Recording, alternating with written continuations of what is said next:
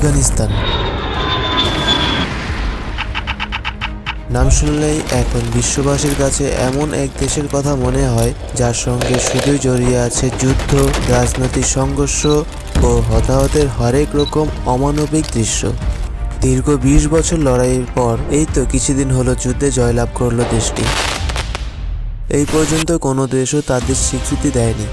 তবুও সকল বাধা বিপত্তি পেরিয়ে কারো সাহায্য সহযোগিতা ছাড়াই এরই মধ্যে তারা শুরু করে দিয়েছে নানা ধরনের উন্নয়ন কর্মকাণ্ড। এরই মধ্যে আফগানিস্তান শুরু করে দিয়েছে তাদের প্রথম মেগা প্রজেক্ট, কোনো রকম বৈদেশিক অর্থ সহযোগিতা এমনকি কোনো রকম বিশেষজ্ঞ ছাড়াই। কোস্টেপা খাল, যা এশিয়ার সর্ববৃহৎ কৃত্রিম খাল হতে চলেছে, যার দৈর্ঘ্য 285 কিলোমিটার। তো কোস্টেপা খাল আসলে কি, কেনই বা তারা এটি নির্মাণ করছে, তারা কিভাবেই বা এত বড় একটি প্রজেক্ট করতে যাচ্ছে, তাও আবার কারো সহযোগিতা ছাড়াই। কোস্টেপা খাল, যার দৈর্ঘ্য হবে 285 কিলোমিটার, প্রস্থ 115 মিটার এবং গভীরতায় হবে 8.5 মিটার, যা উত্তর আফগানিস্তানের বাল্ক প্রদেশ থেকে আমুদরিয়া হতে শুরু হবে এবং জাওজিয়ান ও ফাবিয়া প্রদেশ হয়ে যাবে।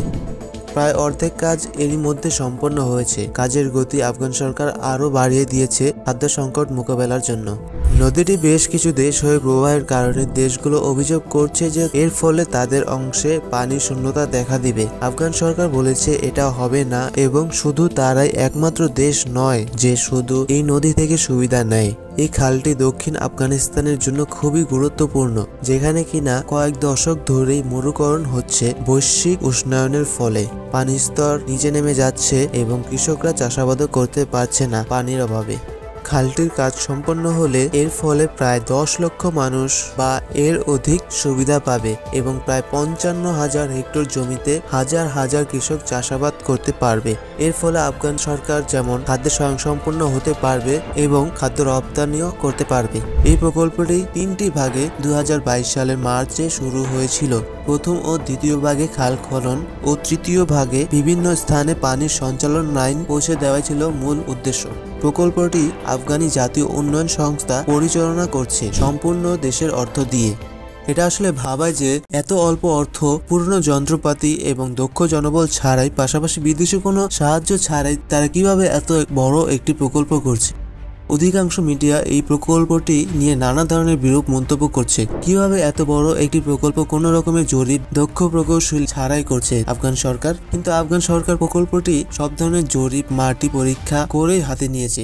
শুধু কিছু খননকারীর সাথে চুক্তি করে এলোমেলোভাবে কোনো কাজ করছে না, তারা নিশ্চিত করছে পানির সঠিক মাত্রা আমুদরিয়া থেকে, যাতে বন্যা ও শুকনো মৌসুমে পানির সঠিক প্রবাহ নিশ্চিত থাকে। এমনকি তারা এমনভাবে খালটির নকশা করছে যে ওই অঞ্চলের সমস্ত উর্বর কৃষি জমি এর থেকে সুবিধা নিতে পারে।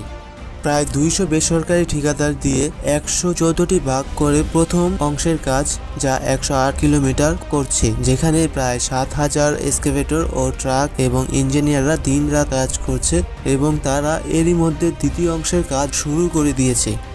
যাই হোক, প্রকল্পটি খুবই দ্রুত সম্পন্ন করার চেষ্টা করছে আফগান সরকার। আফগানিস্তান যে এখনই সব সমস্যার সমাধান হয়ে যাচ্ছে তা বলা যাচ্ছে না। কোনো দেশই তাদের এখন অবধি স্বীকৃতি দেয়নি এবং তাদের উপর আমেরিকার কড়াকড়ি নিষেধাজ্ঞাও আছে। তবে এত কিছু সত্ত্বেও তারা নিজেদের উন্নয়ন করছে, যা খুবই প্রশংসনীয়।